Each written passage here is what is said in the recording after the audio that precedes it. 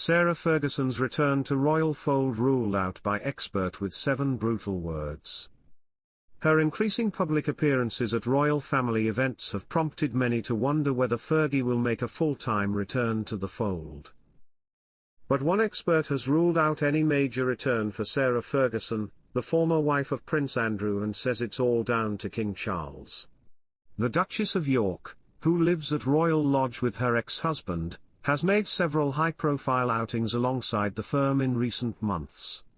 She joined them for their annual walk to church on Christmas Day last year, was at a memorial service for the former King Constantine of Greece, and also was among a select group of royals at church for Easter Sunday.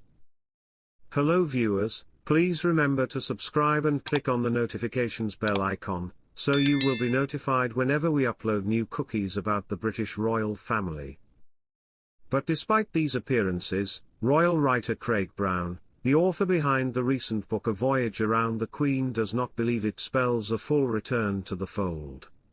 Ruling this out, he told Sky News Australia, "She's not the King's kind of person."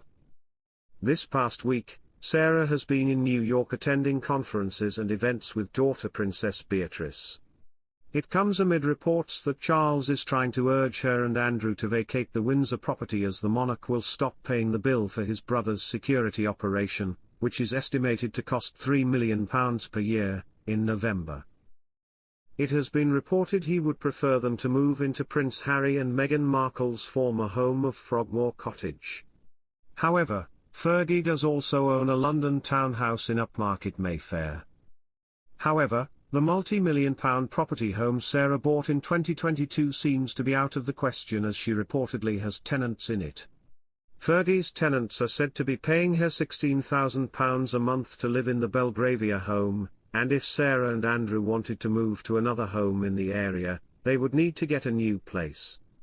2-bedroom houses in the same street are now available for rent at £4,000 per week, which is £208,000 per year. The cost would be half the price of what the pair would need to pay for the upkeep of Royal Lodge, as the Grade 2 listed home has 30 rooms and 90 acres of land, according to the Daily Mail. Fergie bought the townhouse she is now renting to long-term tenants in London in her own name, but her daughters, Beatrice and Princess Eugenie, are also listed on land registry documents. It is believed the property was purchased with money Beatrice and Eugenie inherited from Prince Philip and Queen Elizabeth II. While the home has been described as an investment for Sarah, it is believed ultimately Beatrice and Eugenie will be beneficiaries, as she won't be able to sell the property without their consent.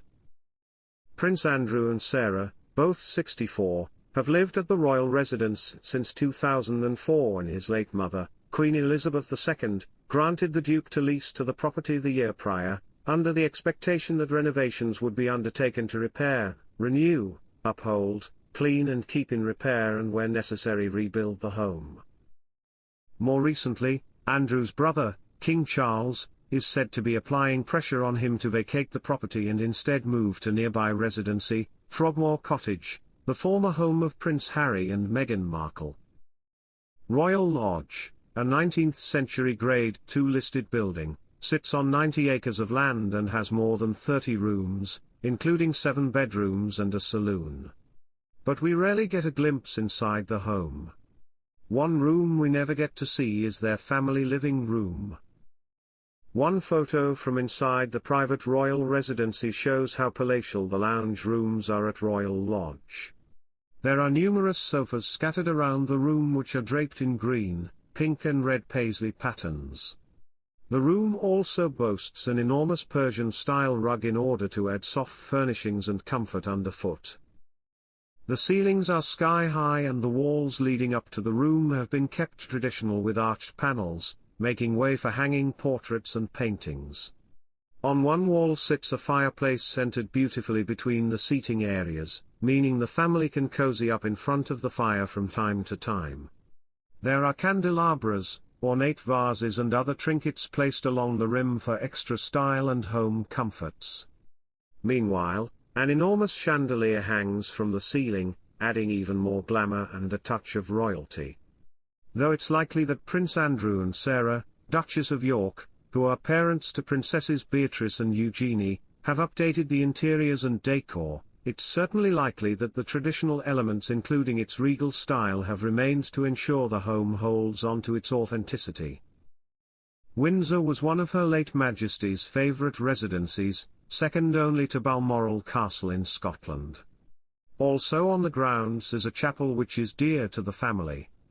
Services at the church have been held there in recent times, while Prince Andrew's grandparents King George VI and the Queen Mother regularly worshipped at the chapel while they lived at Royal Lodge during their time as the Duke and Duchess of York.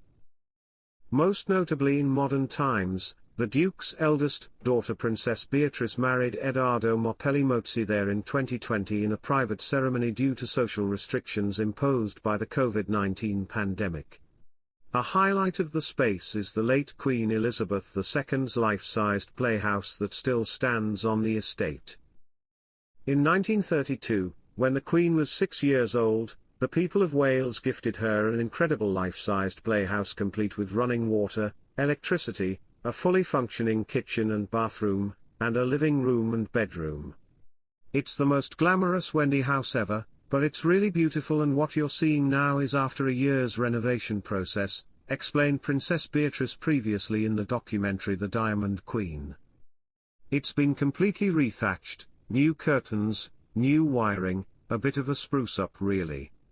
All the little china and glass was created especially for the house.